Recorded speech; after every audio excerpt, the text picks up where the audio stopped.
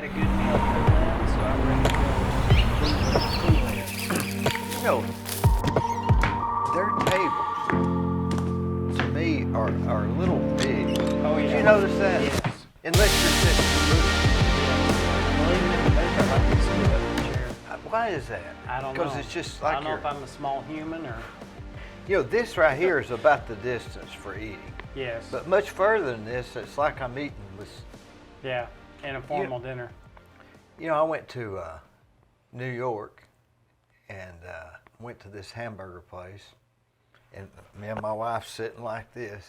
New York City? Yep. And Yeah. they sent another couple over, and they were literally sitting right here. Oh, I was yeah. sitting closer to him than I was, but Your that's wife. everything's just so compact. I went down to San Francisco and into Chinatown and had the best Chinese food I've ever had in my life. But when you go in, you sit at a long table and it's a bench row, like, the cafeteria style from high school and junior high. Oliver Twist. Yes, you all sit together and you all Yeah. eat, they come and take your order, but you all sit together. So I was sitting with strangers that I didn't know. That's a little odd to me. Yeah, it was a little odd to me. I'm from the South. We don't do things that way. It's kind of just a little bit too. Close. Now, I went to Tucson, Arizona, and everything there's spread out. I mean, yeah? even the tables, even the people. It's Yeah. just a wider, I guess, just more room. Yeah. The more room you have, the more room you take up, I guess. Mm-hmm. Have you ever thought about how many people are in New York City versus somewhere like Arizona per square foot? No, but I kind of wonder if that living together, on top of each other and living so close to each other doesn't translate into their feeling close to each other at dinner too. It would have to, wouldn't Yeah, it? your sense of space and your personal sense of space. They say everybody has a space. Yeah. What do they call that? Personal space. Yeah. You remember bubble? Seinfeld, the close talker? The close talker. Yeah, I got a bubble. It was mine's about 2.5 feet or something. But if somebody gets in that, I've noticed if I'm talking to somebody standing up, I'll find where their space is and I'll get out of it. Yeah. That makes them feel more Yeah. comfortable. You can see when they become uncomfortable. Oh, yeah, I can see it. I You can can see see it. it when you And invade- they'll when sort you of invade their back space. up a little bit, Yeah. and I get back and they say, "Oh, that was nice talking to him." I'll just stayed out of their space. Well, that's interesting you bring that up because I've noticed that ever since these COVID protocols have gone into effect, our courtroom procedures have changed too. So where I used to sit down in the back in the jail with a defendant, during court and talk to him about the offer and what his offer is and what he can face and that sort of thing. Now there's a big sheet of plexiglass between me and him, and they've put us at the other ends of this 8-foot table, so we pretty much have to yell at each other to be heard. They're doing the best they can with the restrictions, and God bless them, because they've got signs up past this point. You have to wear a mask or you can't go. And nobody wants COVID in the jails, but COVID has presented some very space-related problems about personal space and getting in someone's personal space, and I can tell that that's changed from pre-COVID to now. When you go knocking on doors, you take a step back. You may knock on that door, but then you step back for a minute and you just, Get close enough to knock on the door and then back away, not close enough. Yes, and that's not traditional, but you knock on the door and then you back up so that they don't feel like you're up on them. I used to work for the Bradley County Assessor's Office for Doug Elrod. Assessor of property? Assessor of property. Yeah. Back years ago. And he would have people would come in and say, "Mr. Elrod, I want to talk to you about my property taxes." And he would come out from behind his desk, and he had 2 little metal chairs, like school chairs. And he would sit next to them, and they'd sit in that chair, and it would defuse them like that. Yeah. Because he was sitting on the same side as they were. So it was some kind of a psychological effect on It's them. really important and I don't know that I can explain it to you, but just the plexiglass shield that we have between us and the clients Yeah. makes them feel, and we can't go into the jail like we used to back in the day before COVID. We used to go back into the jail, and we used to take like a multi-purpose room. That's what they call it, but it would be like a room that they used to hold church services in, or GED classes in, or whatever. And all my clients would come into the room, and then they would take turns coming up to the table to me to talk. Well, we can't even do that now. We have to use the visitation booths over the the phone with the glass in between us, and it's Almost like they're already a criminal. that's right. Yeah. I guess. It is distancing the lawyers from the clients. Now, I want to say right up front that if I was sheriff, I would do the same thing. If I had to keep COVID out of my jail, Sure, I yeah. would do the same Yeah, thing. yeah. And it's not a wrong. It's just an effect of the COVID times that we live in. And I don't know if I've noticed these convenience stores, they still have them up. Yes, The ones that had them in the beginning. They do. They still have them up. And I'll tell you another thing. You try to sit a jury. Now, you're talking about getting 12 people or 14 people Yeah. to sit together in a tiny little room Yeah. through a 1 or 2 or 3 day trial. You're asking a lot of people these days. I mean, for a while, the Supreme Court said we couldn't have any jury trials in Tennessee, so that got postponed. All the trials got postponed, but now you can even see the reluctance in the jurors. They don't want to go sit back there in close quarters with 14 other people, 13 other people. Have you ever seen that these convenience stores, those plexiglass, and you'll see these little droplets of spit, I Yes. guess, on 'em? Yes. I'm thinking, man, they need a piece of plexiglass. They need a plexiglass. Yeah, over the plexiglass. Maybe that's why they don't Yeah. move. Because you don't realize how much is going out there. Oh yeah. Well, I think they need tear-offs like they do in NASCAR. They just take a piece of plastic and pull it off the windshield, and That's- there you go. Now today is the NASCAR race? Yes, today's the NASCAR race. Which one is that one? Phoenix. Today's Phoenix, Arizona. Yep, today's Phoenix. Remember Chase that Elliott. song? Chase Elliott is. Last time I checked, he was up in 4th place. How and many he's a laps driver. are there? Oh, I don't know. I can't remember. I don't follow Phoenix as much as I do the. When you get home, will you finish? It's like an all-day thing, isn't it? It's about a 3-hour affair. Yes, sir. Is that Danica Patrick? Is she in it? No, Danica Patrick has retired, and she did last week. She did commentating she was a commentator for the race, and I guess that's what she's doing this time. I hadn't seen the beginning of the race. I was already in Cleveland, so I didn't see the beginning, but I think she's the regular commentator now.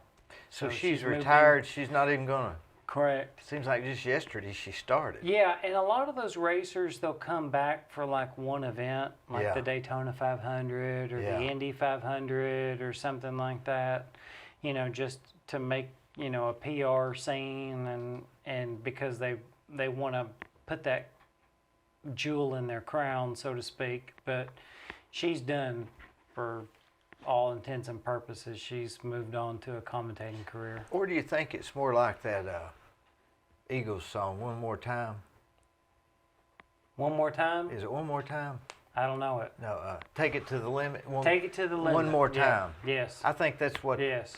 they want to. Yes. They want to do it one more time. Well, I just love hearing, of the announcers, I just love the ones that have been in the car. Yeah. Because they can describe what it's like to be in the car. They can describe what the driver's feeling. They listen to the radios. Have you ever been to a NASCAR race? I've never been. You should go. I have zero desire. It just doesn't do anything for me. But I do like people that are real good at what they do. Yes. Well, these No are the matter best, what that these are is. the best at what they do. I like NASCAR. I like to watch. I like to watch competitive sports. I'm not really a football guy until you get into the the Super Bowl. I'll watch the Super Bowl or maybe the playoffs. Just because of the pizza or right, just, because of the whatever, the commercials, the ads, the fanfare. But since they've gotten on the whole, we're kneeling for the national anthem and all that stuff, I just can't get past it, and I don't think it's right. And so I kind of quit watching. I never did watch professional basketball. I've always watched college ball. Memphis has always had a good team. Why do they want to kneel? I mean, what? I mean, they can kneel at home, right? I agree with you.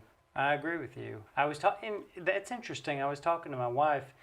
As you know, I'm running for criminal court judge, and one of the things that I had talked to my wife about was some judges just start their day. Some judges start their day with a moment of silence. But if I'm elected, I think I would like to start the day with the Pledge of Allegiance. I remember when I was a kid, that's how we started the day. Every morning, right? Pledge of Allegiance. Are you were raised the same way? Oh yeah, every morning. They started out with a prayer and a Pledge of Allegiance. Every morning without fail, we had the Pledge of Allegiance, and then our teacher would lead us in prayer. And we couldn't do that anymore because that was a public school, when I was in elementary. But she did anyway, and there weren't so many laws against it back then. But the Pledge of Allegiance kind of puts us all on the same page, And we are on the same page. That's right. It's a way of saying at the beginning, we're all Americans, and we all need to respect the law. And we go from there. So, I don't know. I don't understand kneeling during the national anthem. I don't understand any of that. I don't get it. I think they're out of touch. It's foreign to us, isn't it? It is, but especially foreign around here. We live in the buckle of the Bible Belt, and we live in a very conservative district. Both Cleveland, Bradley County, McMinn County has been traditionally very conservative. So yeah, that stuff doesn't fly around here. Have you noticed that even not just prayer or the Pledge of Allegiance, but other things have changed over time? I mean, even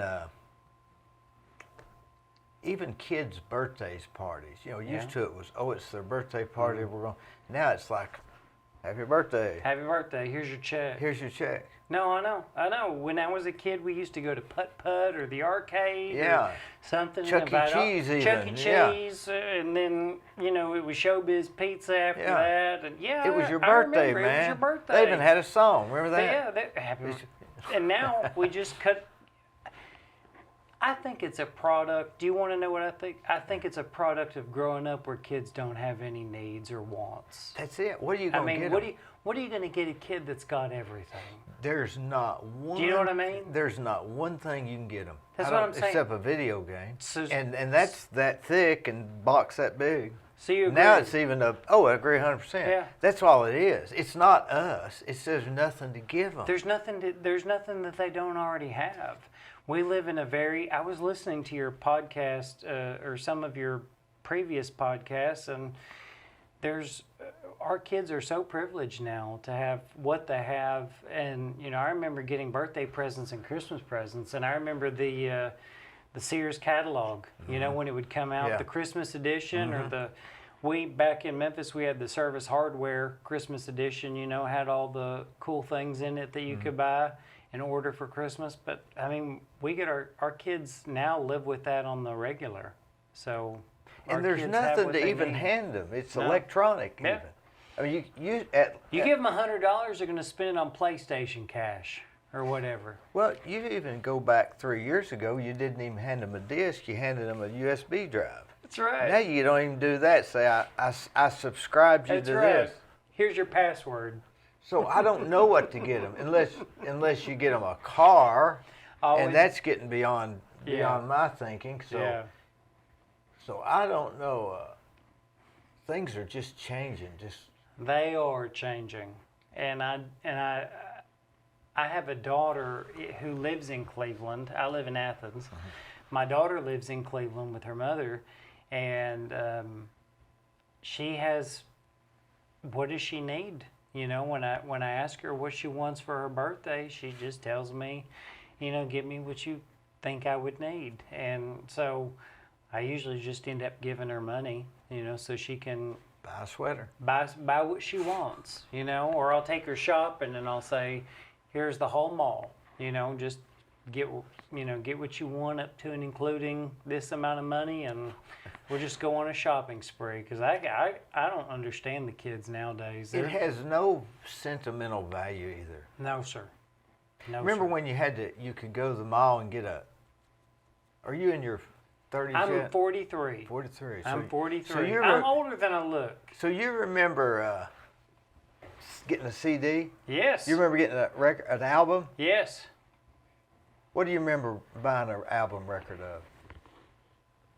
I remember buying an album record of when I was a kid, I had a gift of a album. We had a record player, and the gift was, it was the Star Wars Return of the Jedi edition vinyl record, both sides. You could hear the whole movie if you flipped it on both sides. But that's what I remember.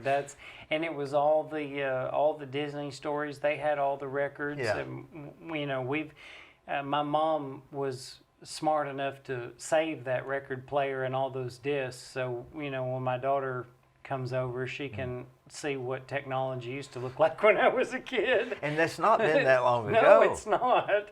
But it's just changed drastically. We've gone from discs that were this big and, produce pops and hisses and scratches to now we're down to, whether you've got streaming Wi-Fi in your house and you can, Go to Spotify. Yeah, or to Spotify. That's right. Or just YouTube it. YouTube it. It's free.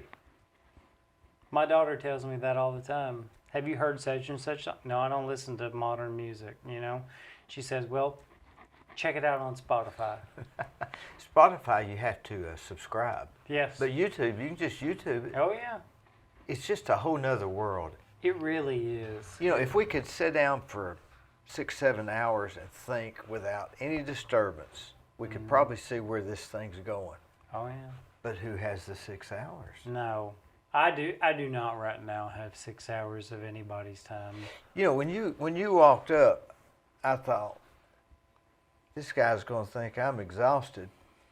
And you look more exhausted than I did. Oh, yeah. Oh, yeah. We're in the last 60 days. I think we're 50. I think we did the math this morning, my wife and I did, and I think we're 55 days out of the election. So I tell people, and I'll tell you, anybody knows anywhere I should be or someone I should talk to, you just tell me, and I'll be there, and I'll show up. What is the area that you're running in?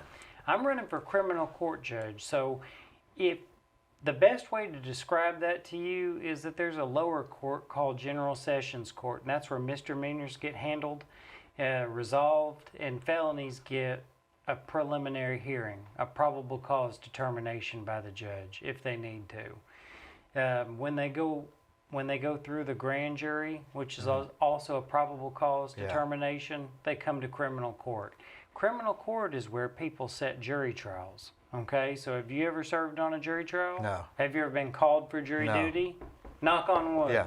So If you elected, yes. maybe you won't. Call me. One time I got called for jury duty on my own trial. That is a fact. I was a prosecutor, and I asked the judge, can I be excused? And she said, no, we're going to wait till you get called. And I said, all right then. So we did the jury selection, and sure enough, it was my turn to get called, and I asked to be excused. She said I would. But so that's what I would be doing, and that's what I know. I know jury trials. I know jury trials as a prosecutor. I've done over 90 jury trials, either first or second chair. As a defense attorney, I've done several jury trials. As a defense attorney, being a prosecutor helps me, having been one, helps me tremendously. And I see problems, I see things we can change, but only from the bench. I've done everything I can from the prosecutor side to make it better. I am doing everything I can from the defense side to make it better, but I do believe that the judge is the only person that can push things forward in a positive way right now. You seem to have a real passion for this. Yes, sir. Because you're not going for another office or No, sir. another law thing No. I've been in the 10th Judicial District for the last 18 years, and I've served the people of that district, McMinn, Monroe, Bradley, and Polk, for the last 18 years, either as a prosecutor or as a public defender. I've never worked in private practice, and it wasn't my dream to always be a judge, okay? So I'm just doing this because it needs to be done. There needs to be change, the system needs to be better, and we need to save taxpayer money while we're doing it. seems to me like that that it's so hard on people that really didn't do. You know, I mean, we can't break the laws, but I mean, does the punishment fits the crimes? I've got this guy that works for me, and he had some stuff on him. I don't even know what it was, but man, he just can't get out of that rat race, and he's more honest than me and you. Yeah. Well, So I don't one know. of the things I'm involved in, and I don't know what he got caught up with, but one of the things that I'm involved in, that two things that I want to tell you that I'm involved in that are really not crime and punishment, so to speak. They are the 10th Judicial Drug Court and Recovery Court, and that is a drug court component and a mental health court component. So we help people get off drugs and stay off drugs, and we help. It's an 18-month program, and then we have a mental health court program that helps people get assessed for their medical needs. That's very important. And then stay on the medicine.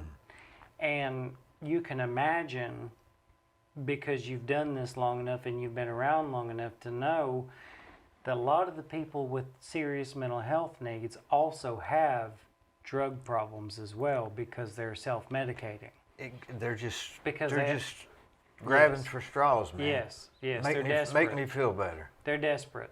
So when we get those people in, and we meet every Tuesday via Skype or in person with the judge, and we meet with them, and they tell us how they're doing, and they go to treatment on the early phases, I think 3 times a week, and once a week in front of the judge. So we keep them pretty honest, and they get drug tested quite a lot. And by the time they come out of the program, I think the program's got a 70% success rate. So that's higher than prison, anything else I know of that we're doing.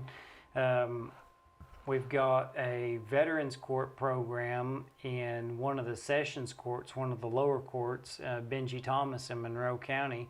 But he takes, by agreement, everybody, all these other counties that want to send their veterans to him. And what he does is he gets them treatment, puts them with a mentor, another veteran that understands their needs and circumstances, and brings those people together. And we just graduated 8 in his court, and we graduated 7 last October. So these are things that I would like to do too. So you've never been in private practice No, as sir. a lawyer? No, sir. That's unusual, isn't it? It is. I'll tell you, the truth of the matter is that I'm a trial lawyer. I'm 100% trial lawyer, but You've got the calm demeanor that it would take to say, ladies and gentlemen of the jury. yes. Well, I will tell you, when I graduated law school, I did not think so. I remember specifically on my graduation date, I was graduating from William & Mary, and all my friends had lucrative jobs lined up in private practice or wherever, judges, clerks, or what. I didn't have mine lined up because I wanted to go back to Tennessee and practice. So they asked me, "What do you want to do? What kind of law? Where do you want to work? What do you want to do?" And I said, "I'll do anything but trial law." That's what I said at the time. I said, "I'll do anything but trial law." And lo and behold, if my first job wasn't being a trial lawyer, and I just became fixated on it. It became. And being a trial, is that because you're talking to the jury? I guess that's who your audience is, right? Yes. But with that, you're speaking not to one person, but to the whole consensus, I guess. Well, That's a good question. And as a public speaker, I'll tell you that I've learned in a jury trial, you speak not just to the whole jury, but you identify who and which people disagree with you the most, or coming along with you slower than most. Yeah. And you have to be patient with them. You know, you can see frustration on their faces when you've done it long enough. And then you slow down and you can go back over the material until everybody understands it. But I'm just saying that when you do a jury trial, you know, you speak to everybody. You meet them where they are. They don't come to you, you know, always with a college degree or even a high school degree.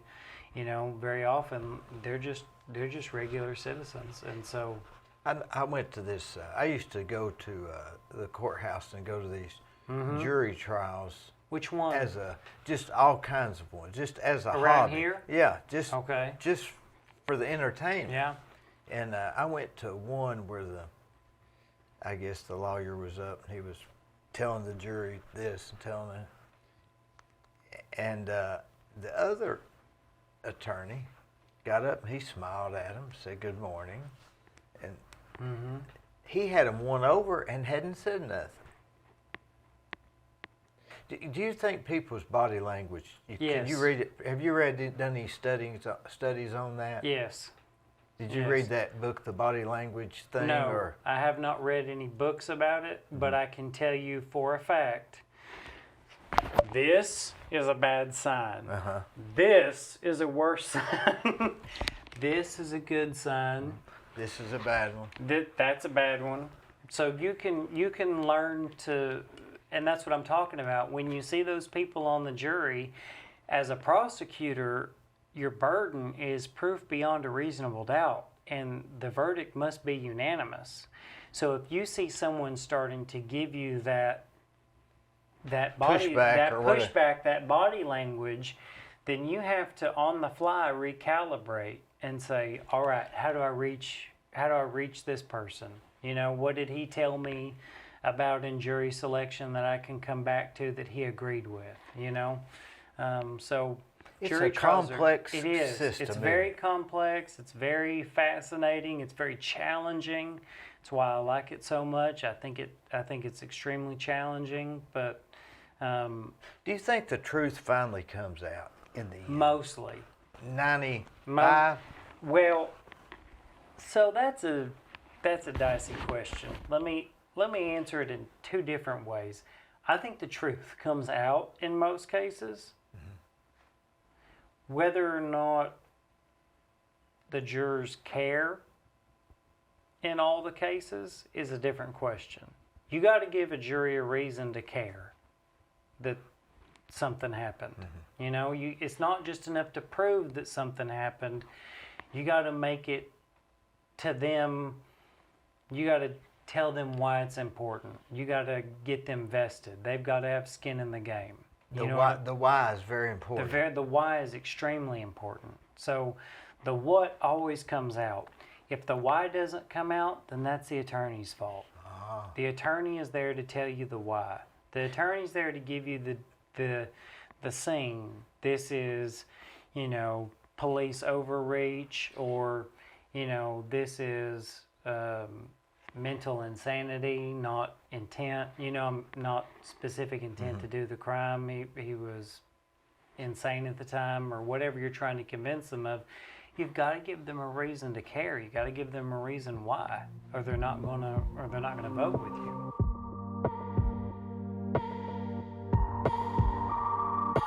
Let me tell you about Capstar Bank. They're located in Nashville, Hendersonville, Gallatin, Athens, Madisonville, Sweetwater, Etowah, and in Cleveland at 950 25th Street and 3855 North Ocoee Street. I've used them. I like them. Give them a try. They're no problem.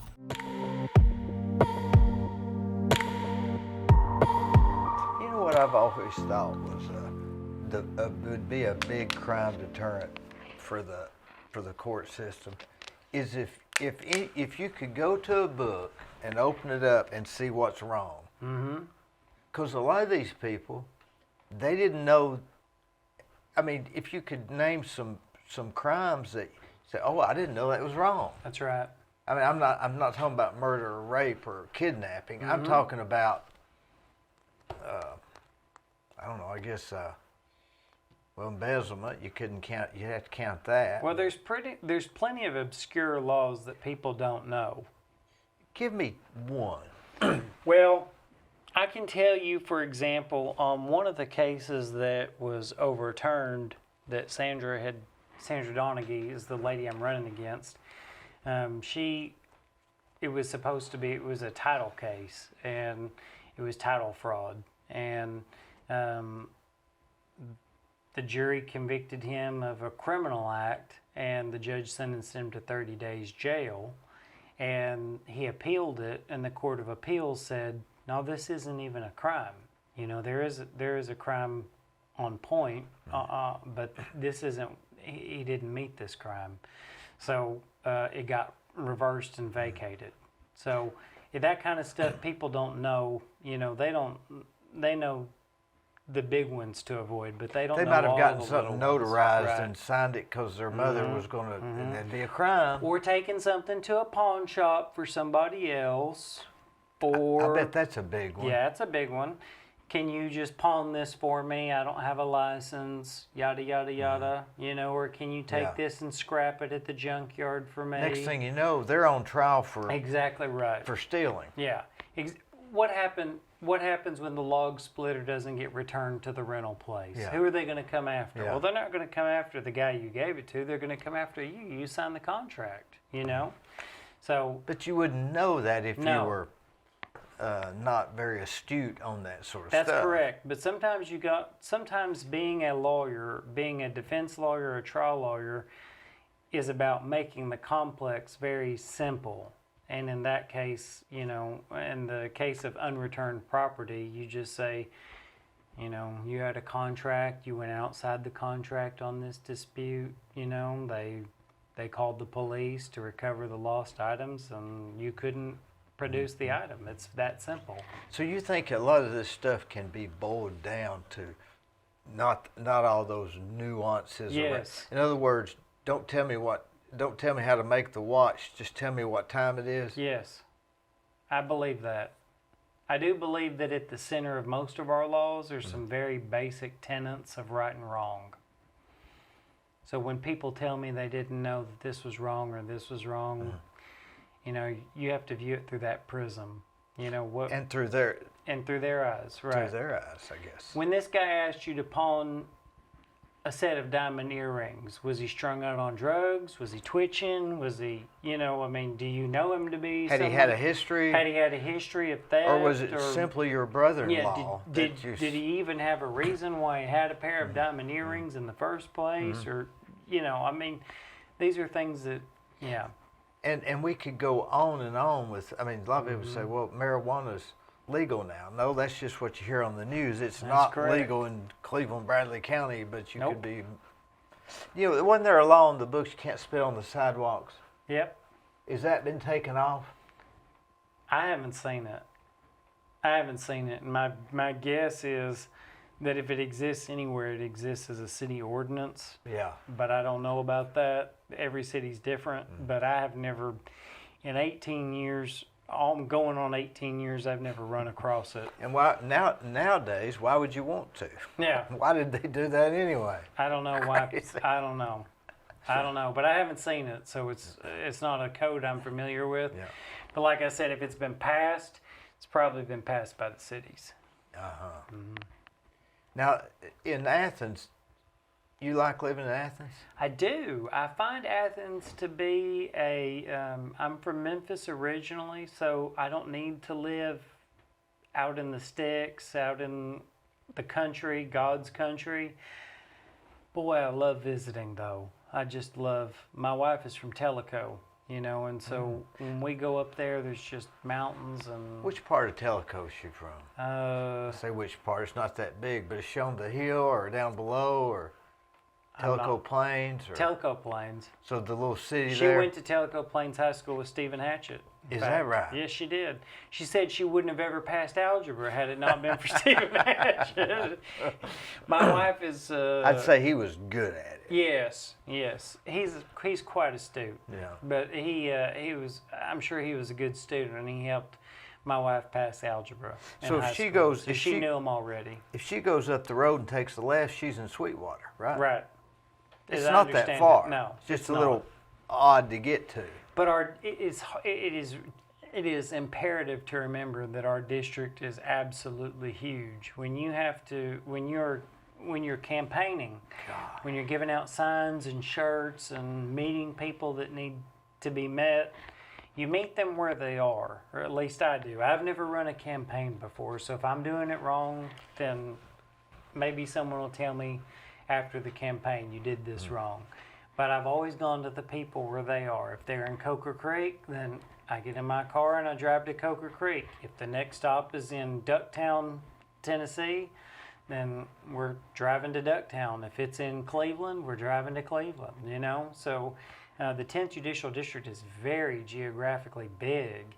And, you know, sometimes I had to upgrade my phone just so I didn't get lost in the mountains, you know, because my GPS wasn't working that well, and it would tell me that I'd missed my turn, and it would just give me that spinning dial of a circle. Can you tell which ones are the biggest voting block? Where's that at? In Monroe. Monroe County. Third in Monroe County. Monroe County votes. I think Monroe County votes more per capita than any other county that we have. Wonder why that is. I don't know. I've often wondered about that. That's a good question. I don't know if it's because I don't know if it's tradition. I don't know. My wife tells me stories about, you know, her parents going on voting day and it being a big thing. Of course, voting in all these counties hasn't always been up and up, if you know what I mean. Voting, some of these places have been, you get your carton of cigarettes in the parking lot, and then you go vote for the candidate that they tell you to vote for, or the moonshine or whatever out of the trunk of the car, and then you go vote for whoever they tell you. But do you know Tellico Plains used to have taxis? Taxes? Taxis. Mm-hmm. I mean taxis. Taxis? Yeah. Oh. Because they used to have maybe the logging or mining. Anyway, it was used to be a big enough town to where they had taxi service in the mountains. Yeah, Tellico. can you believe that? No, and I'll tell you something. It scares the absolute teetotal heck out of me when my wife is behind the wheel of a car in Tellico, because I just grab the armrest. She gets so impatient with me when we're winding up those country roads, and I'm just like, well, just drive. Just drive, and I'll just look down at the floor. I don't even look anymore. She takes those roads like she's known them. Now, how did y'all meet? So my wife, a little bit about my wife. She worked in the DA's office under Steve Bebb. That's how we met. She came in as a DUI prosecutor. She'd gone to Tellico High School. She'd grown up there. She went to UT Martin for college, and then she had her first marriage and her kids, and then she went back to law school in her 30s. And then when she was done, she started at the DA's office. Well, I was at the DA's office, and I was basically the guy that everybody went to for trial help or trial advice, because I'd done so many. So I got teamed up with her quite a bit. And, you know, I liked her aggression. She was aggressive on cases. She was passionate about the cases. She cared about the cases. She wasn't burnt out. She had done DCS work in the past, which was really hard on her. She's, you know, got a tender heart, but she's passionate. So we got to know each other working together that way, and then we started dating, and then we ended up getting married while we were still working at the DA's office. How long ago was that then? 7 years and some change. Yeah, 7 years and some change. When the economy went kaput. Right. We got married. It wasn't very romantic. We both had to work court that day, And so we got married on a lunch break. The judge took a lunch break, and then he had another judge come into the grand jury room and marry us with a bunch of attorneys present as witnesses. In Athens. Athens. Yeah. At the Athens McMinn County Justice Center. Did you ever eat at that sandwich shop across the street on the corner? Mattie Mae's? Mattie Mae's, yeah. Oh, yeah. Yeah. They got great chicken Yeah. salad. Have you had their chicken salad Yeah, I had sandwich? the chicken salad, yeah. Sometimes they even sell their chicken salad by the pint, Mattie Mae's, so you can go in there and just get it by the It's pint. busy at lunch. Yes, it is, and it's packed. It's always packed at lunchtime. I've been there a couple times for traffic court. Oh yeah. Well, you know, now they've moved court down to the Justice Center. Do you know where that is? Oh yeah, I've been there too. Down 30, yeah. So I've been there so too. in the original courthouse is where I started doing my practice. I was in Athens, and I was originally assigned to the McMinn County and Monroe County court system, and we did vertical prosecution, which meant if you handled it in the lower court, then you handled it in the upper court. That way, you learn the value of a case awfully fast. Yeah. If a case is trash in the lower court, it isn't going to get any better once it gets up to big court, so you need to settle it, okay? So it taught lawyers the value of a case. What if the client doesn't want to settle it? That's fine. I always tell the clients that's fine. I don't have to do the time. You know, if I always tell them, you know, my standard conversation with a client is, here's your offer. Here's where your needle is, okay? Here's where your needle could be on the low end. Here's where it could be on the high end. And only you can decide whether or not to take this offer. That's a lot of pressure. It is, but a lot of times they ask me, well, what would you do if it were you? Yeah. And I say, well, I can't answer that. I can't answer that question. And they say, well, why not? And I say, well, I'm not adverse to risk. You know, I don't mind risk. I rode a bull last year at age 43, so I'm not adverse to risk. So you would tend towards, yes, we're going to fight, let's fight. If we're going to fight, let's fight. But understand, I don't have to do your prison time if we lose. Yeah. You know, if we lose, you've made a conscious decision, you know, to hear your case and to air it out in front of a jury and see what they have to say. And if it comes back bad, you know, we talked about this. And then they ask you on the fly, what's it going to cost me? So It's going to cost them nothing for me. Oh, I see. I'm a public defender, so I Yeah. represent the ones that can't afford to even get I out of see. jail. Yeah. Most of the time, a lot of my clients are still in jail because they can't even make their bond, much less hire an attorney. So I stand in as a defense attorney for the people that can't afford a defense attorney. Sometimes they can afford a bond, but it's all that really the family can do to scratch together the money to make a high bond. And you're going to sit there or sit at jail? Yeah, right. Exactly sit- right. And if you can ask for a court-appointed attorney after you've made your bond, that's what some people do. And so I represent some people in custody and some people out of custody. It just depends.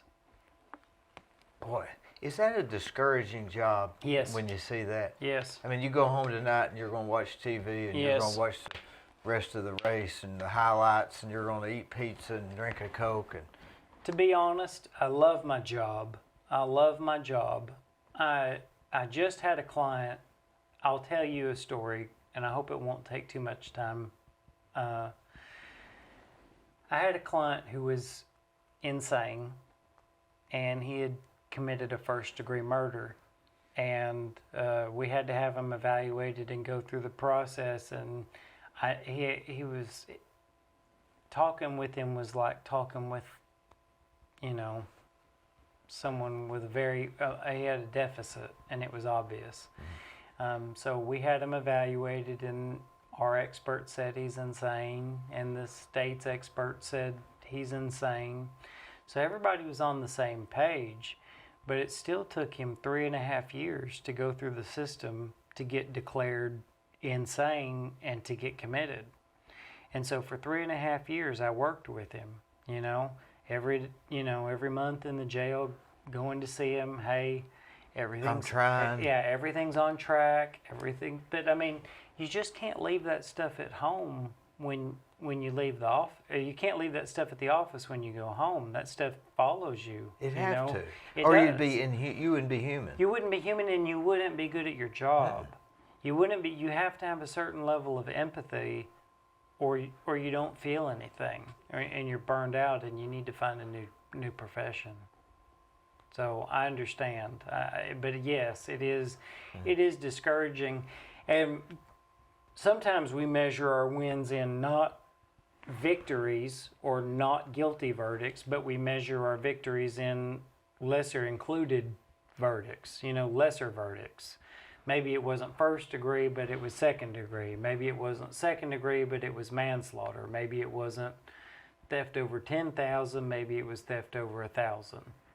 Sometimes it's the... And maybe they didn't do the theft at all. They just can't take any more of this, so they... That's right. They plead and say, okay, I'll plead guilty to that if you let me out of here. That's right. Not knowing the repercussions later. When a client decides to plead guilty, that's the client's decision. And I always tell them that is your decision. And there is such a thing in the law as an Alford plea or a best interest plea. And that best interest plea basically says, I am not swearing under oath that I am guilty of this crime or that I did the facts that the state alleges because I would be committing perjury. But I do want to take the state's offer, and so I'm pleading guilty in my best interest. Is that it? But that is always called an Alford plea, That's called an Alford plea. It's from I think it's a United States Supreme Court case, but that's what it's called. It's called a best interest or an Alford plea. Do you think? Are you familiar with the Innocence Projects and this Yes. Josh Dubin and I'm all not the familiar work with there? Josh Dubin, Yeah. but I'm familiar with the Innocence Project. Yes. Well, I guess that's 1 in 1,000 people or something like that. Right. It's not. The court system generally gets it right, I think. But they do a good thing, which is to hold the system accountable, and the system needs to be held accountable. Too many times cases are tried in the court of public opinion, and that's just not the right place to have a trial. That's not the right place to have a decision made. I'm a big proponent of jury trials. I think we ought to have more than we have, in fact. I always hear it's too expensive. It costs the taxpayers, yes, it can be expensive, but you ask anybody who's ever served on it. Have you ever served on a jury? How much did they pay you? $8 a day? Yeah. That's more. $10? That's more than a contractor makes. $10 a day. That's how much he got paid for doing jury duty. So, I understand. What about? Don't you have to pay the court cost or something like that? So, sure, there's court costs associated, but if you think about it, there's the judge. The judge is getting paid a salary. Does that make sense? Whether he or she does no trials or 10 trials, his salary or her salary isn't going to change. You've got a prosecutor who's getting paid a salary. Yeah. It's not going to change whether he does 10 trials or no trials. You've got a defense attorney. Now, the defense attorney, if it's a private defense attorney, there's money involved there. But really, you're talking about, and the clerks that are there, they're on salary too. So, yes, it can be expensive, especially in prolonged and protracted cases like death penalty cases. Those can get quite expensive. Or cases where they take the jury and they put them in hotels, and so that comes out of the pocket of the yes, person that's. yes. Well, that comes out of the taxpayer's money. Oh, not the actual. No, not the actual. Did you ever defendant. read Franz Kafka, The Trial? I haven't read The Trial. He was in England or Ireland, and he was convicted of a crime. And we're not like that, thank goodness. But Yeah. you ought to read that. It's very interesting how. But you have to read it to get to understand what I was saying. But But now, let me ask you this.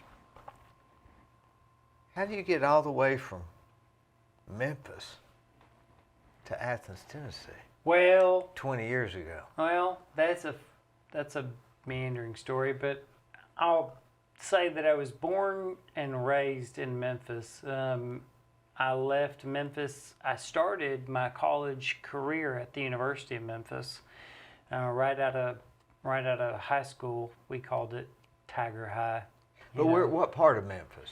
I lived in Davies Plantation, so I lived right in a suburb outside of Memphis, which is now part of Bartlett. But we went to school in Memphis. Was that south of Memphis, north? Exit 20 on the interstate.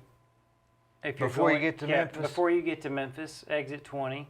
Exit 12 is about Bartlett, and then when you get exit 10 or below, I think that's Memphis territory. But we lived out in the county. I mean, we were, for people like us, we were country. I mean, I went to school with some kids that were quite wealthy and lived in Memphis proper in some really nice neighborhoods. But, my family we were always living in the county. My mom was a school teacher. My dad had his own business, and then he worked for FedEx, and FedEx is, of course, big in Memphis. He was an engineer. What type of work did he do? He was an engineer. In private practice? He worked for FedEx. Oh. When he was in private practice, he was also an engineer. He built all kinds of stuff for the government or whoever needed it. But then when I was probably starting high school, he changed jobs, and he didn't want to be an entrepreneur anymore. The stability of a steady paycheck and it was a good paycheck. I mean, I was raised well, but the good thing that my dad always did for us was, because he was an engineer, my dad knows how to take apart anything and everything. And so small engine repair? Man, you name it, I've done it. I've replaced an engine in a Daewoo. I've replaced a clutch in a transmission in a Jeep. I've replaced a motor in a Jeep. I've replaced I don't know. Anytime anything needed work on it, whether it was brakes or the clutch or the driveline or whatever, my dad and I would just pick a Saturday and we'd go out and work on the car. And that's some of the best memories I have with my dad, is just the conversations you'd have underneath the car, You don't even remember what you were doing with the car? No, don't even, because it wasn't, it was automatic. When you get in a car and you get into a routine that's automatic, but the conversations that you have when you're both working on something, I'll remember those conversations Why is forever. I don't know. I think it's probably just that the subconscious leaks out a little bit, and you may hear him say things he normally wouldn't say around. Cuss, maybe. Yeah, or maybe. Who knows? Maybe cut. Yeah. When he hurts when he smashes his But it finger puts him on between two parts, right? Sort of puts them on a more human level. That's right. Everybody idolizes their parents, or whether they tell them or not. Whether they admit it or not, they put them on a pedestal. And so my dad, when we would work on cars, was the time when he would be himself. It was always accessible. He would always, let me know how he was really feeling when we were under the car. So, was that like on Saturdays? Yes. Yeah, usually Saturdays or Sundays after church. I grew up climbing under pews and over pews in church. I was raised as a Southern Baptist, and I'm a member of First Baptist in Athens now. Have been since I've lived in Athens. Is that where Bo Perkinson goes? You know Bo? I do know Bo, but I don't know where he goes. He's a good friend of mine. Okay. He was right here just a few weeks ago. Really? Sitting right there where you're sitting. Well, First Baptist has gone through a lot of changes, but they're doing really well. He was wasn't he on the city council? Or still on the city council? I think he is still. Yeah. And they're having... That's another topic. That's another.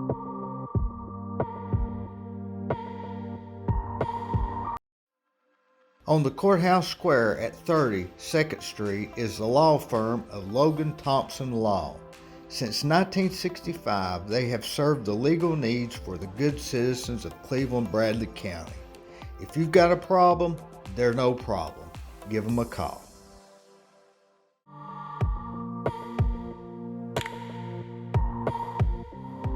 So, when you came to,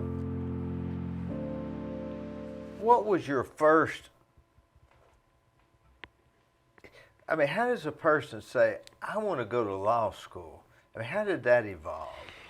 Well, I grew up watching episodes of Perry Mason and Matlock, so I was pretty well entrenched in, the profession itself. I thought, well, this is something I could possibly be good at, being a lawyer. Were you smart in school? Yes, I'd always excelled at school, and people had told me you need to, go to law school, further your education. Was that an interest for you besides just the TV shows? To be frank, it was I was either going to go to law school or to seminary, and I chose to go to law school. But that was the decision that I had to make at the time, was to go to law school or seminary. That's sort of. But to backtrack, you asked me how I got there, and it was I had married a woman that lived in UT, and so. Did you yes. meet her? Yes, my first wife. We went to high school together, and so when we started dating in college, I moved out to UT. That's how I got there. I got married very early at 21, graduated, and went to William & Mary for law school. And so came back, and we didn't want to live in Memphis because the crime rate was outrageous. It was... or Bartlett? Yeah, it was all the crime rate. Well, I'd have just enjoyed my time in East Tennessee, just to be honest. I enjoyed being out here. When is the first time you'd come to Cleveland? First time I came to Cleveland was 1994 or 95. I came for a state wrestling championship it was at Cleveland. It was in Cleveland High School. You'd been in high school. I was in high school. I was in high school, and the state championship or the state tournament was in Cleveland. And I came down with Thomas Queen. He was my coach, and wasn't he from Cleveland, Thomas Queen? Yep, he was. Was he a coach here? Yes, he was. I want to say that after he finished at Briarcrest, he came back and coached again in Cleveland, if I'm not mistaken. I think that's what it is. Oh. But his wife and he do missionary work, so I don't know.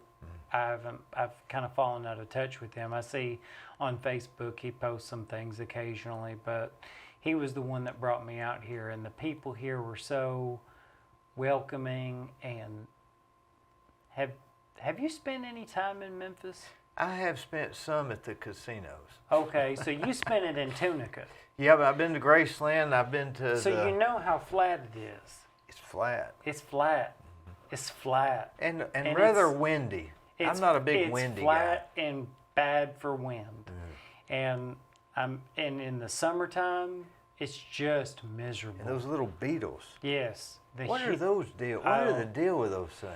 And the mosquitoes They're are bad everywhere. too. The mosquitoes are terrible too. But Memphis was just, it was just not a place I wanted. I like Memphis because it's where I'm from. And there's a lot of growth in Memphis. There's a lot of economic opportunity in Memphis. But all of my friends, well, not all of my friends, but a lot of my friends lived outside of Memphis and then commuted into Memphis for what they needed. I see. So they You're like a bedroom community. That's exactly right. So we lived about 30 minutes outside of Memphis, but we always said that it took us 20 minutes to get anywhere. Anywhere in Memphis we wanted, we were right next to the interstate. We could hop on the interstate and I could be downtown in half an hour. Are your parents still live Yes, there? sir. Yes, sir. They still live there. You got any brothers and sisters? I have a brother. He's a paramedic, and he lives in Albuquerque. He lives in a subdivision in Albuquerque, New Mexico. Now, how in the world did he end up there? Through Nashville. He he got a job first in Memphis. I think it Rural Metro is the name of the ambulance company, and then he went to Nashville, and then they had an opening, and he went to live out in Albuquerque, New Mexico. I have no idea. I couldn't have done it, but he did. That's talking At least about it's warm. Yeah. Well, he enjoys hiking. He's got a mountain. So Albuquerque is apparently has mountains on one side, or I'm not as familiar with the terrain of Albuquerque as I should be, but he's got a mountain that he has to go over and through before he gets to his job. So he has a mountain that's always got snow on it, so he goes snowshoeing with his dogs all the time in the mountains in Albuquerque. And You look like a mountain climber, like somebody that would hike or something. I'm not. Maybe you should. Maybe you would like it. Maybe I should take it up. Is that Yeah. Well, it probably wouldn't hurt me any. I enjoyed when I was a kid. I did wrestling. I did What weight class? 112, 119, and 125. So I was just right around. As I got older, I put on a little bit more weight. But Did you have like a signature move? I was good at throws. When we did wrestling, we did school wrestling through the school. Yeah. But then on the off season, Oh, for freestyle. I would do freestyle. Exactly. How did you Danger. know that? Well, I've done a little wrestling. Well, you must have. If you 105. okay, so you must have. 105. You must have known. If you What knew, I always if you did knew was- about freestyle, you must have known. I went to nationals in freestyle in Amarillo, That was Texas. dangerous. Yeah, I won state in freestyle in my weight class. What I would do is when I was on top, when there's going rain, Yeah. on the bottom, I would try to, as fast as I'd try to bust their nose. Mm-hmm. I had a cross face, right across the Yeah, bridge of the yeah, nose, Yeah. blood everywhere. Good Do you move. follow UFC any? Some enough to know what it is. Now I did take up Brazilian Jiu-Jitsu for about half a second, and then I broke a rib, and I realized that that no matter how willing the spirit is, Yeah. the bones are only so strong. Now Brazilian Jiu-Jitsu, I always wonder what's the difference between it and Jiu-Jitsu. I don't know what they taught us. I think they taught Brazilian Jiu-Jitsu where I went, but it's basically, as far as I understand it, so don't take this as gospel, Yeah. but from the lay person that understands it, is Brazilian Jiu-Jitsu originates with I would say the Gracies and their family. Horace Gracie. Right. And their family. So what they teach is Brazilian Jiu-Jitsu. BJJ. And it's a lot more, Right. lot more knees. Yes, a lot more on your back, a lot more groundwork. When I was in wrestling, I enjoyed the throwing, and the freestyle. Yeah. So, because you would get points for throws. And if it was the more feet of go a, over the head, it was 5 points. If you and since or me and 3 you are more of distance people, Yeah. that was a little better for us than that claustrophobic oh feeling. yeah, well I enjoyed it. I enjoyed freestyle wrestling a lot more than the collegiate style, just because it was What do you It say allowed you- collegiate? What does that mean? scholastic, collegiate, school wrestling, which you see at the NCAA tournaments, which you see in high school. Now in UFC, they would be freestyle at a minimum, Oh right? yeah, for UFC is pretty much anything goes. But the people that have a real background in wrestling usually do better in UFC than Oh the yeah, others. they're not very good on their feet. But once But you take them to the ground. I've seen plenty of the Gracies beat people from their backs. About all of 'em. About all of them. I mean, they get you in that triangle and you're start toast. beating you with their heels, You're toast. Beating you with their heels on Yeah. the side of your rib cage and all that God, stuff. that's that awful, they isn't do. It's rough. My wife won't watch it, but I love it. I think I it's used fun. to not watch it, and I finally got where I did, and now I'm okay with it. Yeah. But if it gets too bad, I turn the channel. I told my wife, I said, I will say that was violent when I started when I started doing jiu-jitsu. That was familiar to me. But when I rode the bull, that was absolutely unfamiliar to me completely, and it was the most violent thing I've ever done. What was the point of doing that? I mean, were you It drunk? was a buck. No, I wasn't drunk, and maybe who knows if I'd have done better if I had been. I don't know, but I stayed on for about 3 or 4 seconds. But it was always a bucket list thing that I wanted to do. 3 or 4 seconds, Yes, sir. and it was the most dangerous thing you've ever done. Without a question. In 3 seconds. Yes. So I've ridden bucking machines, and they start them on low, then they turn them up to medium when they see you're not falling off, and then they turn them up to high. That bull comes out of that chute in real life at about 80 miles an hour, and you better hang on or your shoulder's going to get yanked out of its socket, and it's all that you can do to hold on, and it's the most insane. You know, it looks like they'd tie the They do. rope so that if you tied it good enough, your arm would come off before the rope did. But the violence is such that you just can't hold on. You just can't hold on. It was How amazing. do they do it? And all they're supposed to stay on is 8 seconds, right? Yeah, it's amazing. It's an amazing sport. I think it's great. But the point was to do something I'd always wanted to do. I was 43 years old, and I wasn't getting any younger. And so I figured if I don't do it now, I'm never going to do it ever. And the opportunity just came up, and the stars aligned, and someone said, hey, do you want to come watch us at the rodeo next week? And I said, hey, what kind of sports do they have? Events. And he told me, and I said, can anyone do that, or do they have to be part of a league? And he said, no, you just have to sign a waiver. And I said, do you think I could do it? And he said, sure, we'll get you the equipment. So some good friends got together, got me the equipment, and I rode. And it was a ball. Think about years ago, they didn't even have equipment. Now, here's the thing. You will feel old when you get up to sign that waiver form. It's got a date, a name, an address, and an age. And I was the last one to sign up. So I saw that the ages were like 19, 23, 21, 22, and I had a big fat 43 down. And everybody else,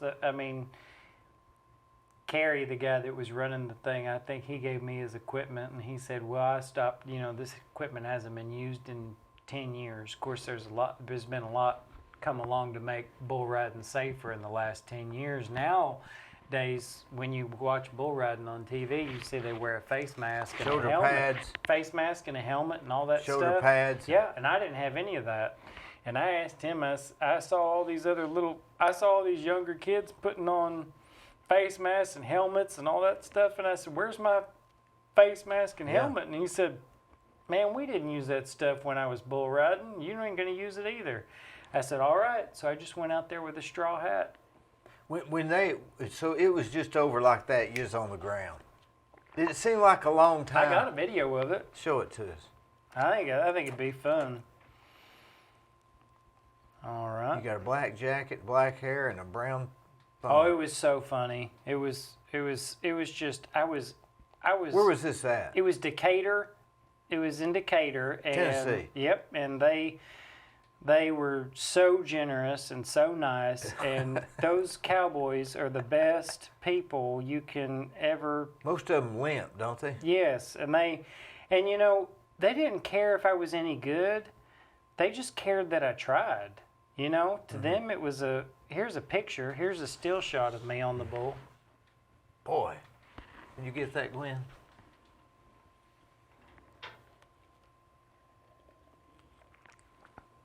Yep. That's me.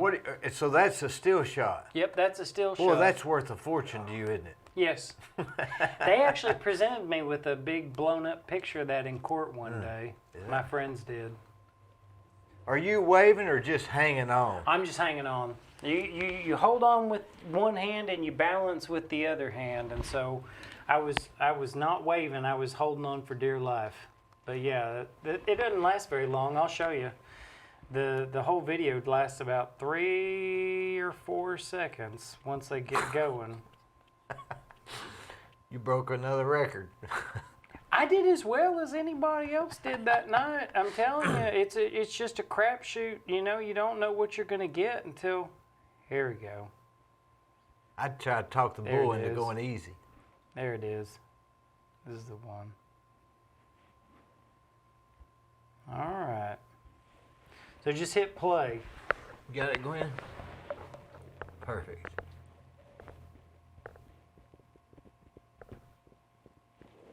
Oh, I did it again. You did. It's fun.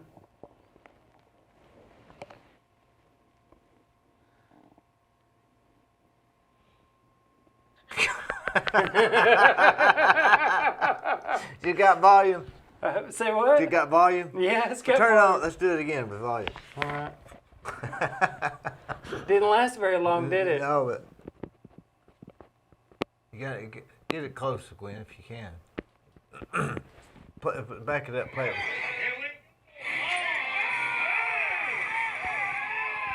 it. Yeah. There's are the rodeo cowboys that saved those rodeo clowns saved my life.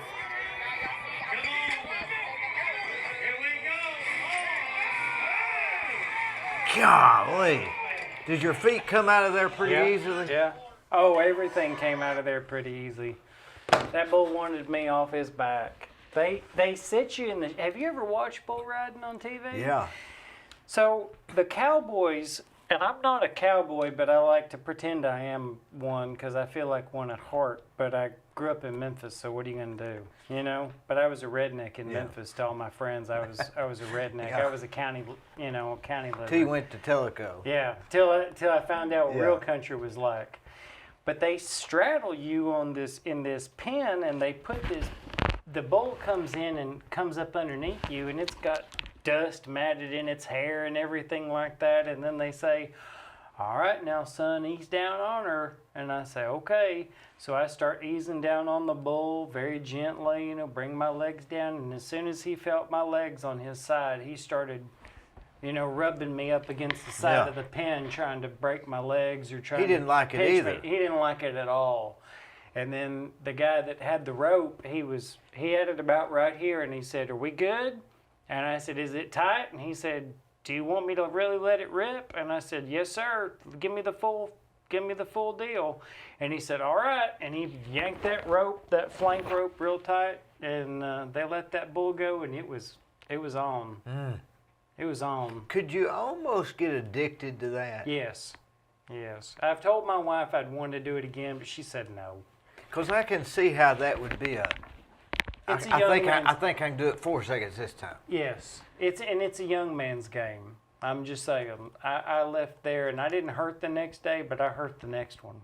I hurt the day after the day after. But wouldn't a young guy still get sore? Yes, but in the tournaments, they run them for days in a row. If you watch the Vegas tournaments, they run them for however long it is. I think it's 5 or 6 or 7 days that they run the bulls just day after day. I don't know how they do that. I would be afraid of getting bucked off and landing on the fence. Well, there's a great picture of me getting bucked off, and I'm in the air, and the bull's feet aren't anywhere near me. So I got quite lucky. Of course, I had on my bull-proof vest, So if he stepped on me, it would distribute the weight, like it's supposed to, and not break my ribs. But nothing like that happened. But it was just so exciting. It was a lot of fun. Now, do you think it's And it's about facing your fears too. I had a fear of it. I don't swim, Yeah. Okay. and I'm not going to swim. Well, I'm not even going to face it. I faced it. I did it. I don't mind doing stuff that's hard, I understand. but do you think that when you do stuff that's hard, it's invigorating? Yes, very much. I mean, challenging? Yes, I love to be challenged. I love to be given a challenge. I love to overcome a challenge. Do you look at it methodically? No, instinctively. I know if it's a legal question, I know what the law is, so I just use my instincts and the years of experience that I've got to guide me. But I love a good challenge. I'm always up for a fight. How did you break your finger? Yeah, I broke my finger. I had a run-in with an well, let's just. This is the finger that's. Can you see that it's broken? Yeah. Yeah, the pinky's broken. And I had to ride with that pinky on the bull, so that's why I chose to ride left-handed instead of right-handed. If you'd rode right-handed, could you maybe have held on? No, my right hand is the one I usually ride the machines with, the bucking machines with, and it distributes your weight. I'm dominant right-handed, so it was easy to just throw my weight this way or throw my weight that way. So, rather than it be. Right. Now, the bucking machines, they're nothing like that, No, right? sir. Nothing. Nothing like it at all. I've been on those machines that they couldn't put me off of, but then that real bull, he was fierce. Was they wider than a Yes. machine too? Yes. That would be. Yes. You're They tell you to hang on with your legs, but he's huge. maybe a lot of the horse, maybe the good rodeo people have long legs. They do. In fact, one of the top rodeo people, J.B. Mooney, I think he is. I can't look it up right now, but I think J.B. Mooney, and I think you spell his name Mauney. I think he is probably 5'10" and weighs 135 pounds. Now, he's a full-grown man, and he weighs 135 pounds and is 5'10". So I mean. But you should watch him. He's throwing his arm everywhere. But, in the cartoons, all the cowboys were sitting up on the horse and had short legs. Yeah. It probably wasn't the real. No, sir. They told, and in fact, I didn't know this, but they got different spurs for the horses than the bulls. The horses, you get points and things like that for spurring the horse, the bronc, as it's riding you. So your spurs turn.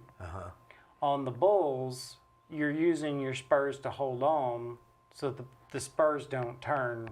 I wonder if it hurts the bull. No, nothing hurts that thing. No, sir. So a cowboy, one that's riding a horse, the idea is to get the most action, I guess. Yes. You lay back and you hold. Like in those statues. You lay back and you hold on to the rope and you spur. And you get points for, spurring. But that's nothing like riding a bull. No. It's just, I'm getting this thing off of me quick. Yeah, it's exciting. Have you ever done any other big challenges like that since you've been? Not really. I mean, like I said, I did jiu-jitsu for a little bit. That was fun until I broke my rib. Or fractured it, and then I had to stay out for a while. There's nothing you can do for a broke rib, by the way. You just got to live with it until it gets better. Yeah. They just tell you limit your movement. That's about all they can do for you. They don't put it in a cast. They didn't have to tell you that either when you break a rib. And every time you breathe, you feel it. So I gave that up. But when the opportunity came around, I couldn't pass it up. I just said, put me down. And you didn't go out there. Did you go out there planning to do that, or was it? Oh yeah, it was. It was really premeditated. Yes, sir. It was as you would say, premeditated. It was a premeditated act. It was a real rodeo at Decatur, and it wasn't on someone's farm. It was. I mean, it was a Friday night, and it was packed. It was Friday night in Decatur, and it was packed with people and cowboys. And is it downtown where the road splits next to Bryan College, I guess? I can't remember where it is in Decatur, but it was I was too nervous to. I was in the passenger seat. Well, when it was over, I bet you were 10 foot tall, weren't you? Oh, yes, sir. There's a picture of me looking 10 foot tall, too, with a grin on my face from ear to ear. I just couldn't believe it. I couldn't believe I survived unhurt.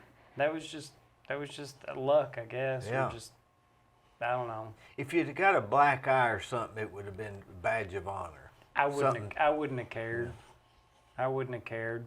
My friends honored me with a big blown up picture of it in court one day, and the judge declared that the bull had won, but that I was finally a true cowboy. Who was the judge? Judge Richardson, Wiley Richardson in McMinn County. I don't know him. Yeah, he's a good man.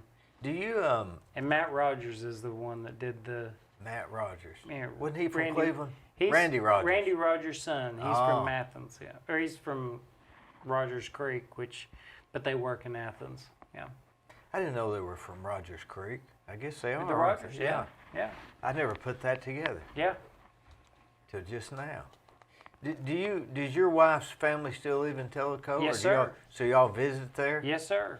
Oh, and they're big on family there, and it's another difference between my family and my wife's family, because my family is just, we're scattered, from Albuquerque to Memphis to Athens to, just Indiana and Georgia, everywhere.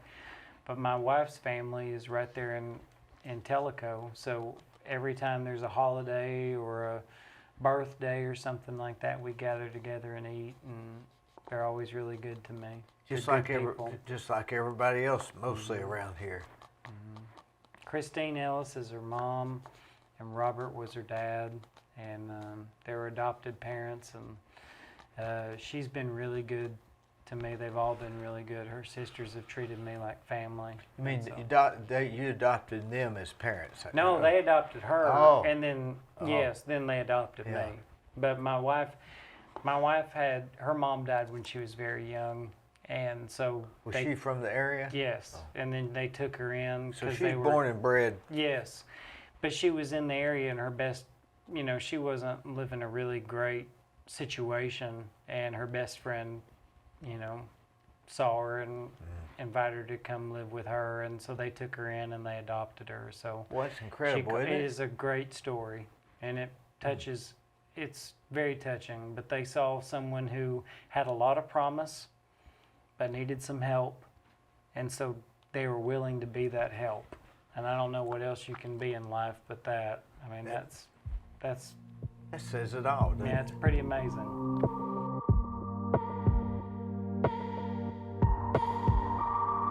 Let me tell you about Gobbles Automotive. They're on North Lee Highway, just past Captain D's. They're family owned, they're family operated. My whole family uses them. They've stood the test of time. They will do you a good job. Give them a try. They're no problem.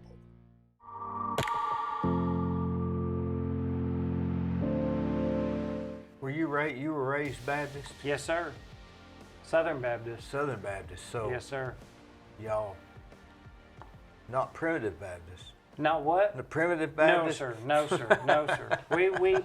But we were there every time the door was open, whether it was Sunday morning, Sunday night, Wednesday night, youth on. Did you Friday grow up nights going after- to church on every Wednesday Yes, night? sir. I grew up in RAs and GAs and Bible drill and all that stuff. I used to go to church on Wednesday night, and it's so hard to get there now. It is. Why is that? I mean, it's not in my mind. You know, is it? no, it's not in your mind. Our son, well, Tammy's son, my stepson, he is big in the youth at First Baptist, and they do a lot of stuff on Wednesday nights. But I mean, with the political season the way it is, we've just kind of put everything kind of off, for a while. I mean, we go to church, we do, but on Wednesday night, we haven't joined a service yet or anything on Wednesday night to go to. But I think it's just because people are so much busier than they used to be. I think the Wednesday night started during the Civil War as a prayer meetings. Mm-hmm. So maybe they didn't have it anyway. Well, they're starting back having services or having some services on Wednesday night. So but I remember when I was growing up, there was Wednesday night. It wasn't a prayer meeting. It was a church. service. That's what it was mine church. was. Yeah. Mine was church. Yeah. I mean, What time did yours start? Mine was like 5 o'clock was RAs and GAs, and then we had church from 6 to 7 or Boy. 7:30 or something They like wore that. y'all out, Yeah. didn't they? And then Bible drill was another day of the week. So I learned all my Bible verses and where to find the books of the Bible. Did you ever go to the Bible? Did you ever go to the Bible bowls? The Bible Bible Bowl. bowls where they ask you questions Yes. and stuff like that. Bible drill. I competed in the state Bible drill tournament 3 years in a row. What kind of questions did they ask you? obscure questions or weird? No. So what they would do is there was a few different competitions, and you're asking me to really reach here, so I'm going to do the best I can to remember as accurately as possible. There were different competitions, and one was like they would give you at the beginning of your session, or at the beginning of your term, your season, your year, whatever, 50 memory verses to memorize and where they came from. And then you would go into the competition and they would say the first 5 or 6 words of the Bible verse, and then you would stand forward and they would call on you if, and you would tell them the whole verse, where it came from, and then you would step back into line. That was part of it. Part of it was memorizing. They would say the love chapter, and then you would look up the reference and you would stand forward and you would be ready if they asked you to read verse 6 of whatever. And so you would have to do that. But now they would say which version. Oh yeah, well it was all King James version. That's what I back always then. used. Yeah, Now, that's then what we it was- always used. Remember just to when keep the it. And NIV came out and everybody Yes. was a little Yes. reluctant? And now they're in the Baptist churches. Whichever, which Baptist version church- do you want? And Now you got the my Living Bible? Mhm. Now my Baptist church has the NIV, but it was real controversial at the time when it came out. Oh, it was almost sacrilegious. It was. It was. I mean, remember. it was- I remember my preacher telling me the King James. I remember Yeah. as a kid. The King James version is Yeah. the version that we use. And then And he spoke Hebrew, that's right. so it's I have a Bible, and everybody ought to have a Bible like this. I have a Bible that is an old. I got it probably when I was 22, 23 years old, but it was a Hebrew Greek study Bible. And so all the key words and key passages were underlined, and then you could look them up in the back and they would tell you the original Greek or Hebrew or Aramaic Aramaic. word, and then they would translate it for you, and they would tell you other times that word had been used in the Bible to describe that kind of thing. So I enjoy, like I said, it was either between law school or seminary, and I didn't know at the time which way I was going to go. If you Google Bible verse now, it'll have like 10, 20 different versions. Oh yeah. Now, could you argue that the King James Version is a version? I mean, Yes. it's in the word King James Version. Yes, it is a version. So, I mean, we go by that one. I mean, I can't, when I read the Bible, it has to be King James. I can't even read the other versions. Here's what I don't like. I think the Bible itself says you're not supposed to take anything to or take anything away from the Word. Revelations. So the word is the word is the word. And so long as your version adequately expresses and doesn't take away anything or add anything additional to it, then I don't care if it uses these and thous or yous and he's, and you know what I mean? But wouldn't you have to go back and study Aramaic to see that they're writing that word down? I mean, you can just take this thing so That's far. what I'm saying. That's How far can you go? That's why I enjoy having my Bible, is that I can see exactly what that word means. I don't have to. But then we're relying on what they say that word means. Well, that's true, but I mean I got to how rely far- on somebody unless I know Aramaic. I don't know Aramaic. And if you did, I wouldn't need a we have to translation rely Bible. on. We Yeah. have to rely on something. That's exactly right.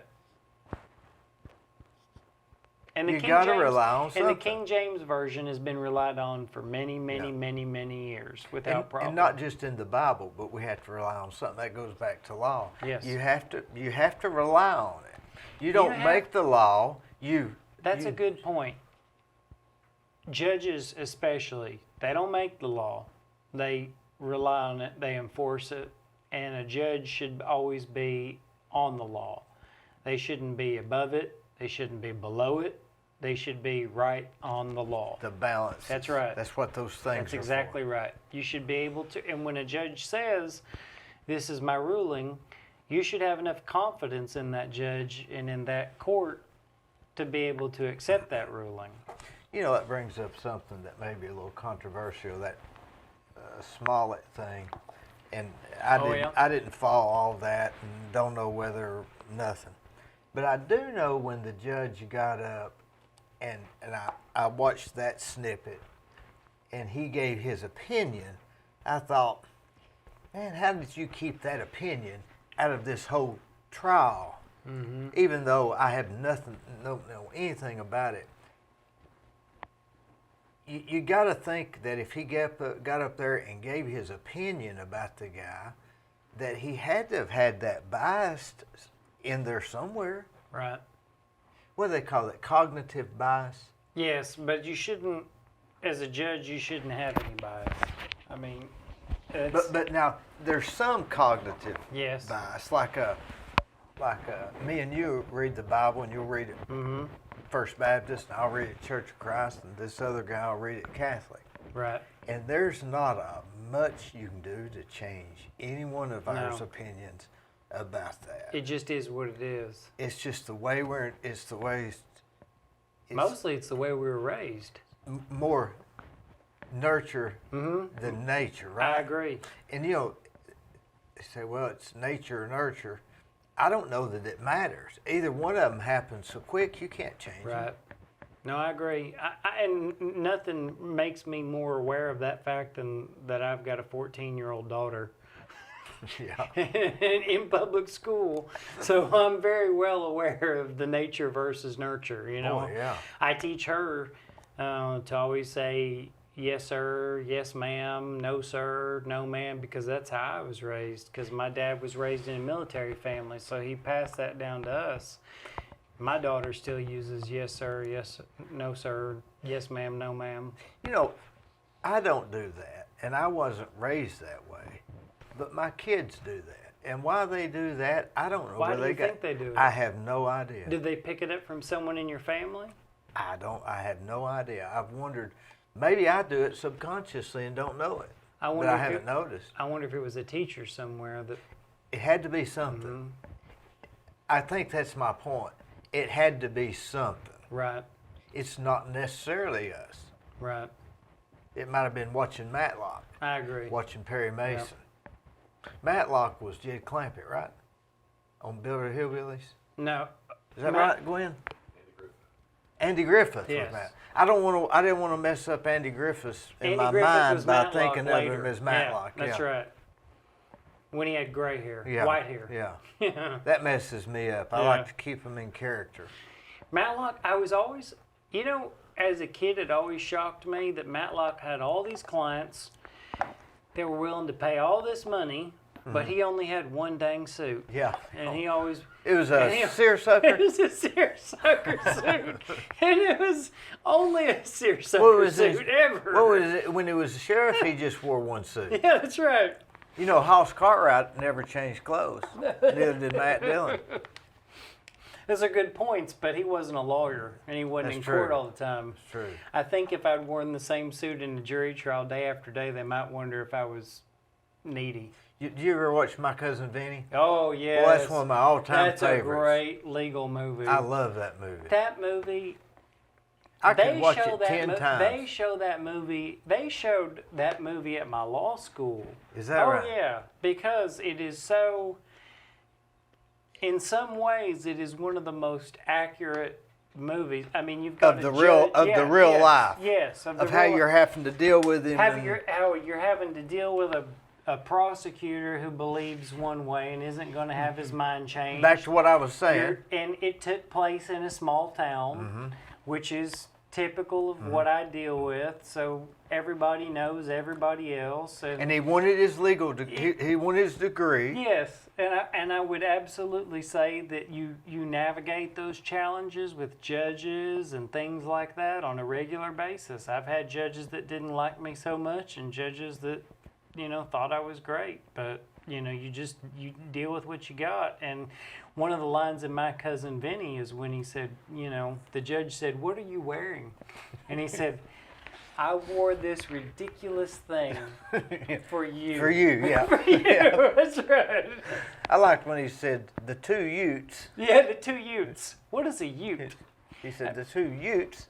But boy, that was a really, really, really good movie. It was, but I remember the line too of how long does it take for you to cook a grit Yes, in your kitchen? no respective Southerner would know Use that instant grits. instant grits. And how long does it take to grit? Yeah, does it take a grit to cook longer in your kitchen? Well, he than was the great other? in that. And that Marissa Tomei, she was. Oh yeah, she was good. Tomei. Yeah, that was great. It was a good movie. I liked it. But they showed it in law school. They really did, because it was just right on, and I think a lot of people.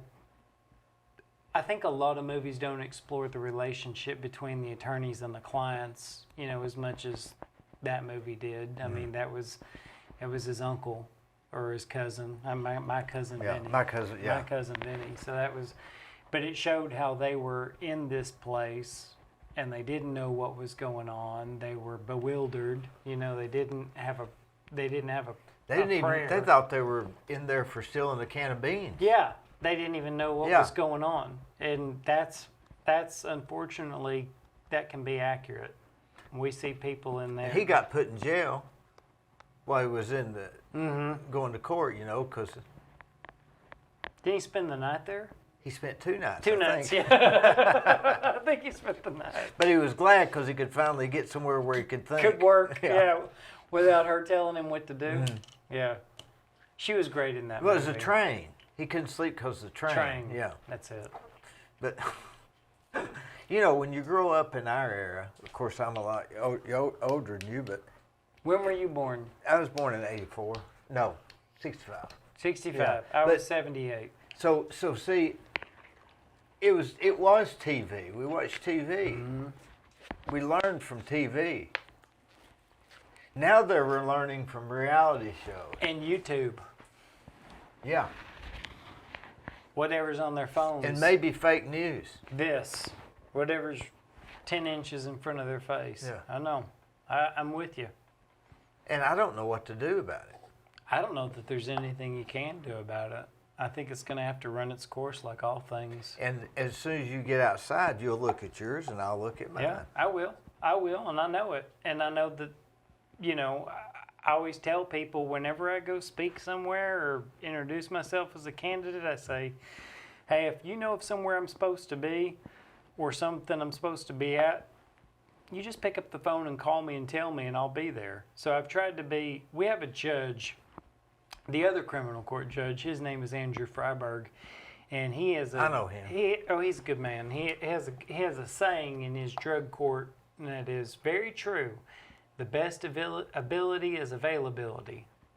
The best ability is availability. So I've tried as a candidate to be available to everybody, whether they're in Polk County or McMinn County or Bradley County, Monroe County, wherever they need me to be. I'll be there and I'll come to their function and I'll meet a group and I'll talk to them. I'll answer any questions anybody has. I just want to be out and about and let people know. I know you're running. Mm-hmm. We know you like a challenge. We know you're up for hard work. But what's the why?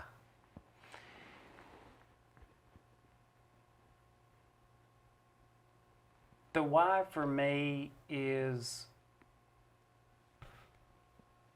the criminal justice system has the ability to take away someone's life and liberty.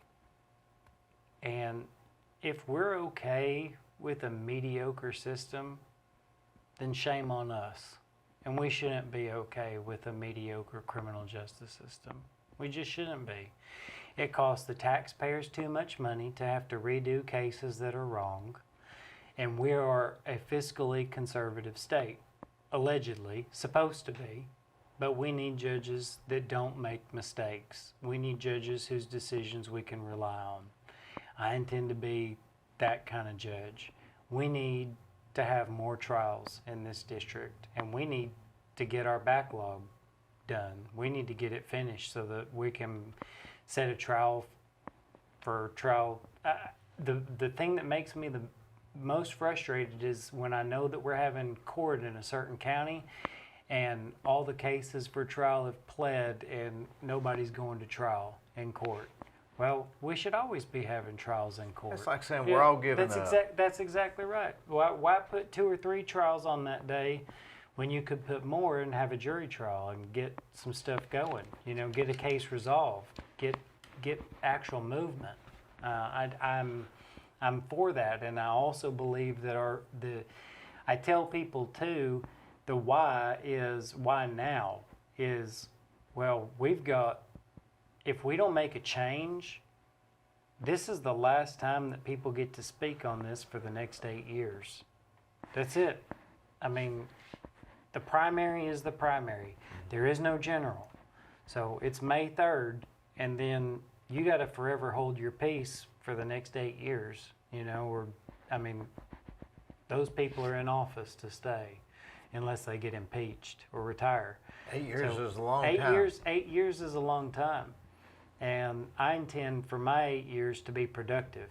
And I'll have an open door policy. And if someone thinks, you know, I've got some ideas about how to do the docket. I got some ideas about how to do more jury trials. Because you've been there. That's right. I've been on both sides. I've been right. a prosecutor for 11 years, a defense attorney for 7. It's going on 7. I know what works and what doesn't work. But if someone else has an idea, I don't care if it's someone else's idea. I just want it to work the best it can. Give me the idea. Let's, you know, if what I have in mind doesn't work, I'm open to change. I'm a pragmatist. I want this to work. You know, we need to adapt. And one of the things that COVID has allowed us to do is adapt. It, as you know, is adapt with technology, especially. Sure. We can't meet in big groups like we used to. That's why this campaign season's been a little bit awkward, is because we don't meet in the big groups that we used to meet in. If you look at all the candidates now have videos on Facebook. I've got a video on Facebook. You can't even hardly shake hands with the constituents. No, that's what I'm saying. And so COVID has brought some things that are good, like video arraignments and video pleas and things like that, where they don't have to actually take the time to bring the inmate out to the front in the courtroom. They do it by video, so they're really just having to walk 25 feet or something in front of a video camera and appear before the judge. I know it sounds ridiculous, but it saves a ton of time. Sure. And security.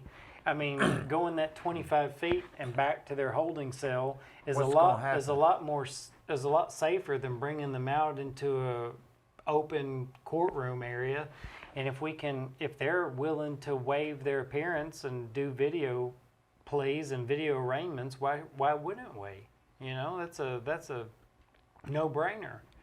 The COVID has really taught us what we can do and can't do with technology. And I don't think we need to throw those lessons away. I think some of them are valuable. You know, this pandemic has sped up things that were going to happen anyway. That's exactly right. Somehow, you noticed a lot of times. We were going to be here eventually. Crises generally speed up what was going to happen. I agree. Such as divorces now. They were going to happen, but they sped up, or this happened, or that happened. What are you doing for your campaign? Are you out? What's your strategy? My to strategy, shake every hand, so no, it is. Like I said, I'm a pragmatist. So what's a pragmatist? I'm looking for a practical solution all the time. So the practical solution is we decided, my wife and I, she's my campaign manager, but we decided, and my treasurer, and we decided early on to hit every festival venue that came up, we had a booth at. We talked to people that just came up, and we bought shirts and we gave them out. Shirts and signs, you know, we just gave them out to anybody who wanted them. If I was out of a shirt, then I would take down their size and their address, and then I would come to their house and deliver, Man, you can't deliver beat a that. shirt. No, but the thing is, someone taught me, I don't know a lot about politics, but I know a lot about people. And someone told Through me. your jury trial. That's right. And someone told me, give before you ask in politics. So I've been trying to do that. I've been trying to give before I ask. If I can give people my time, if I can give people my shirts, if I can give people my signs, if I can give people my attention, then I can ask for their vote. But to give nothing and ask for them to vote for you in return doesn't seem like a very politically And it doesn't have sound to strategy. be a lot. Doesn't have to be a lot. It might be just time or talking That's or right. asking. I've got groups that I'm speaking to. I'm speaking at the Lee University Meet the Candidate Forum. I'm speaking to a small group in Athens. I'm speaking in You're on the Monroe discussion. County. I'm on the discussion. I've got a debate coming up on 104.1. So I'm just saying that there's stuff is popping off, but I'm trying to be available for anything that anybody needs me to be available for. And one of the key things we did was we ran early. We ran, the law said you can run 364 days before the election, or 365, and we did it to the day. Whatever it was, we did it to the day, and we started running. So we've been at it for 10 Knowing what I've learned months. about you, you were like this. Go. That's right. I was on it. And, part of that was even before we started officially running. Social media has really changed everything. Mm-hmm. Social media has turned everything on its head, because now the people that couldn't reach the masses can reach the masses with a video post on Facebook. You can. I don't know how they did it before. I don't. It's. Think about it. Because you're Yeah, I know, and I'm amazed. You know what amazes me? The amount of work that I've done trying to get my name out there, and I've got, I don't know, I think 3 billboards in Cleveland going right now. You go door to door, and people still ask you, what are you running for? Who are you running against? And, people just don't know. There's nothing really sexy about a judge's race, where people are just like riveted. a lot of people don't know the difference of what a They don't judge know. do. They don't know. But I'm trying to be practical, and I'm trying to be energetic, and I'm not going to rest until this gets fixed, until our court system gets fixed one way or the other. And if I'm behind the bench, that's fine. If the voters tell me that I don't need to be a judge, that I'm fine where I am, then I'll keep working from where I am to make the system better, because it needs to be better. So you're on a mission to make the system better. Yes. This is just one of the steps that you're trying Yes. to do. Yes. I've filled 2 roles, and I'm ready to fill a 3rd, and I'm ready to serve. And I wouldn't tell you I was ready to serve if I wasn't. It's got nothing to do with the fact that I just got tired of it. I got tired of cases coming back and being reversed, and having to do them all over again. And my wife just said, look, if you're that fed up, then just do something about it. Just run for office. And I said, well, I'll run if you'll support me. She did. So she's my manager, but yeah, she supports me. But if it weren't for her, I don't know that I could do any of this. Paul, you are a great guy. Well, thank I've you very enjoyed much. it. I I've really enjoyed have. it. Yes, I really have. Thank you for having me on.